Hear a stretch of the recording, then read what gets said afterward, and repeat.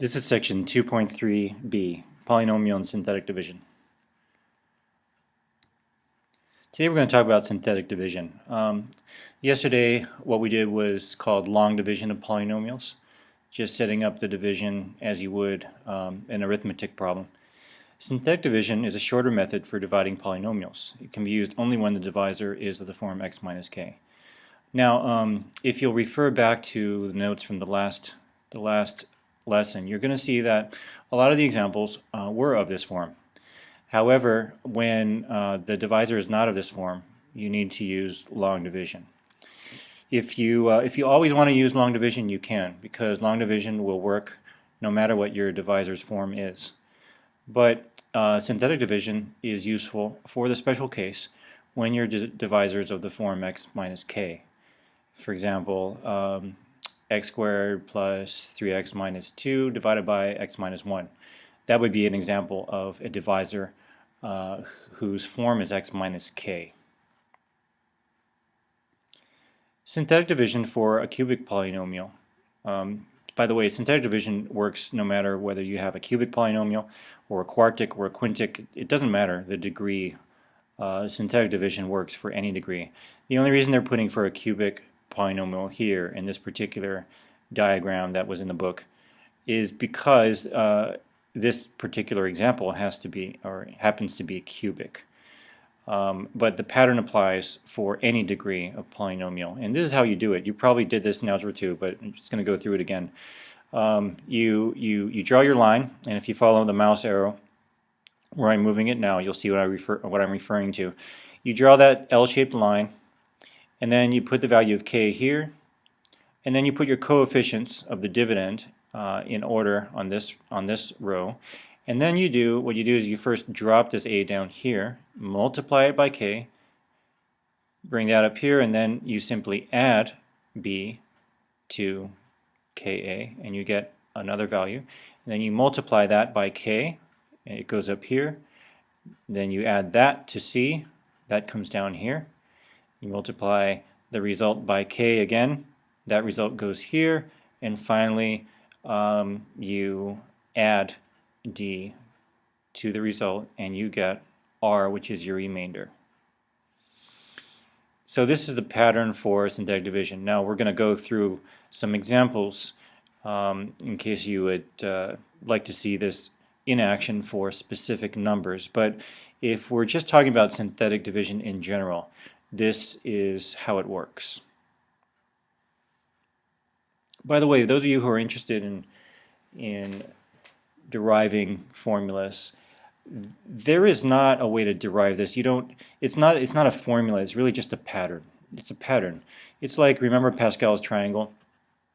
There's a pattern for binomial expansions, and it happens to be Pascal's triangle, because that's just the way the numbers work.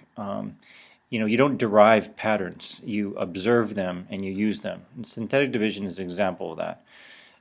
If you did long division of divisors that have the form x minus k, you would notice that they always follow this pattern. Okay, so don't think of it as a formula. Think of it as a pattern that you're using as a shortcut. That's all you're doing with synthetic division. Example, use synthetic division to divide 3x squared plus 2x minus 1 by x minus 2.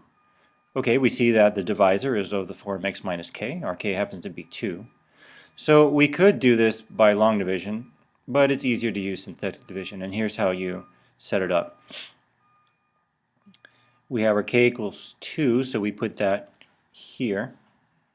We put that here, and then we have our L-shaped line, and then on our first row of that L-shaped line, we're going to put the coefficients of the dividend. So we got 3, 2, and negative 1. See where we get those. And then we proceed with synthetic division. We first bring down the 3. Then we're going to multiply that 3 by 2. That's the diagonal pattern. Multiply that 3 by 2, and then that result's going to go here diagonally. And 3 by 2 is 6, so the 6 goes here. Then we're going to add the 6 to the 2, so we get 8.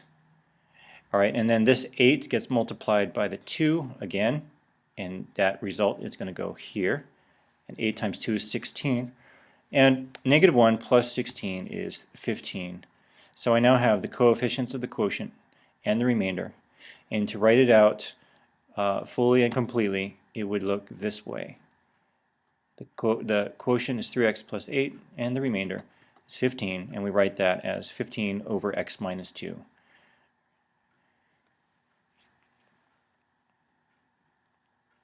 Factor theorem: a polynomial f of x has a factor x minus k only if the remainder of x, or I'm sorry, of f of x divided by x minus k is 0.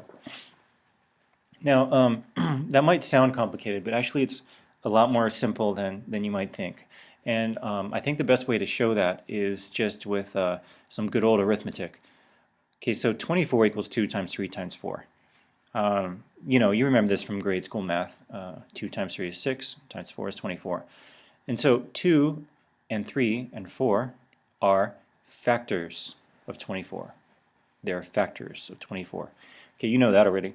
Well, if we want to show that 2, for example, is a factor of 24, we would simply do 24 divided by 2, and that equals 12. The remainder is 0, and therefore if the remainder is 0, it means that 2 goes evenly into 24.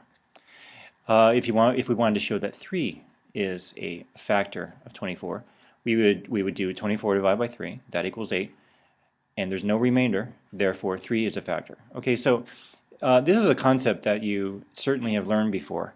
I'm just kind of translating it into specific numbers, and the factor theorem merely states this for polynomials.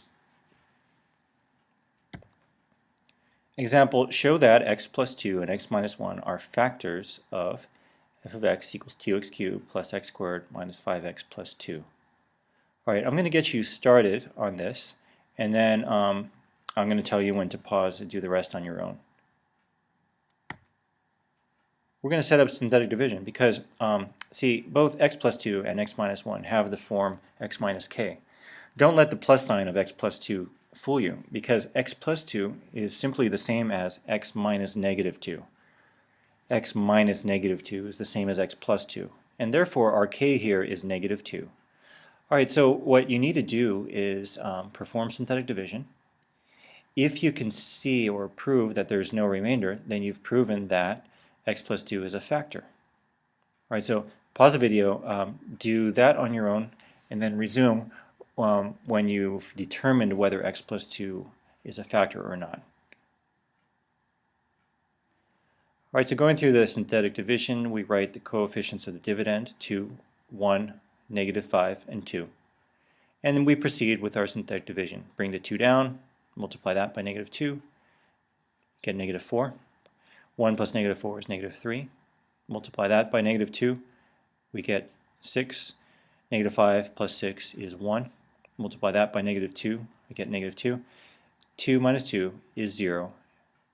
And that remainder of 0 shows us that x plus 2 is a factor of 2x cubed plus x squared minus 5x plus 2.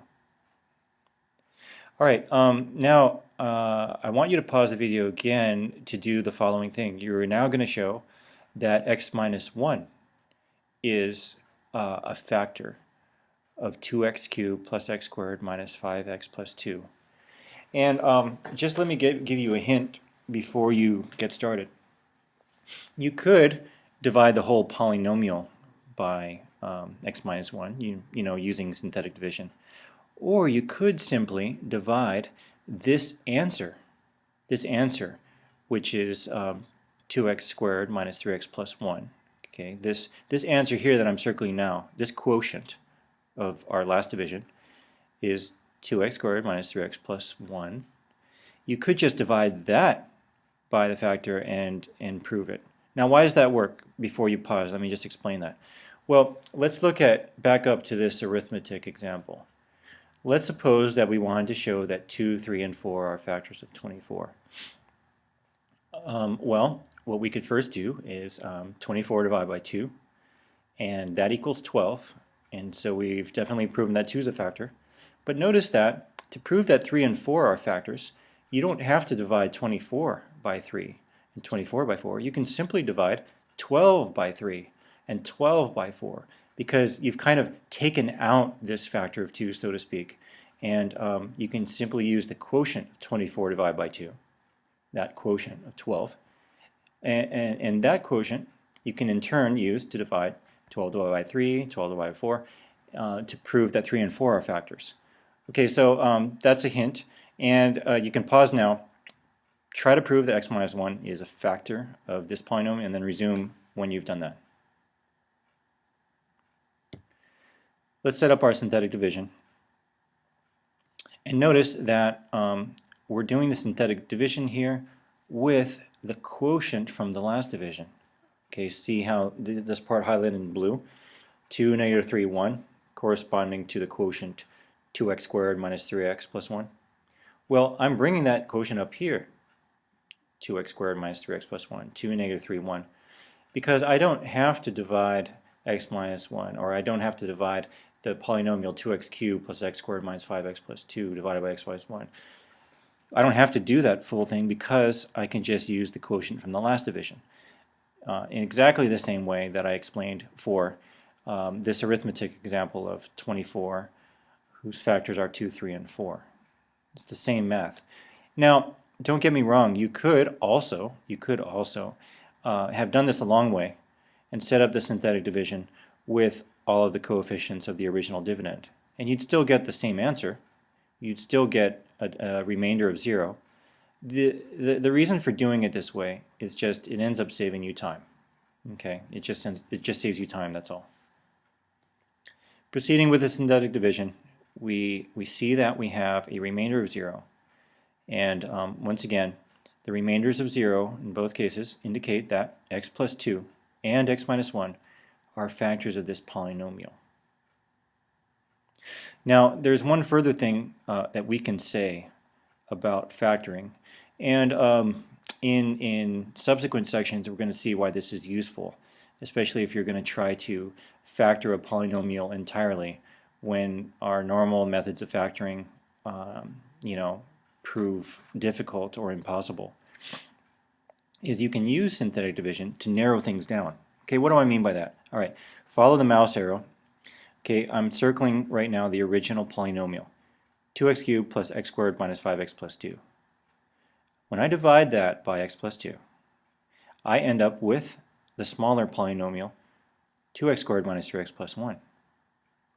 When I in turn divide that smaller polynomial using synthetic division, I divide that by x minus 1, then I end up with this quotient, which I'm now circling, and that quotient is simply 2x minus 1. 2x minus 1. Therefore, the complete factorization of f is x plus 2 times x minus 1 times 2x minus 1. All right, so this is going to be the basis for a technique that we'll go into later of how you can factor complicated polynomials just by doing repeated steps of synthetic division to kind of whittle things down. You keep whittling down. You know, whittling is where you're shaving away different layers of wood and getting down and down to smaller parts. Well, every time you do synthetic division, you're whittling things down. All right, and we were able to come up with these factors by whittling things down. Now you might ask, well, yeah, that's because you were given x plus 2 and x minus 1. How do you do it otherwise? We'll get into that later. For now, the important thing is simply to understand the technique of synthetic division. Classwork, page 159. Please write these numbers down, and we'll see you in class.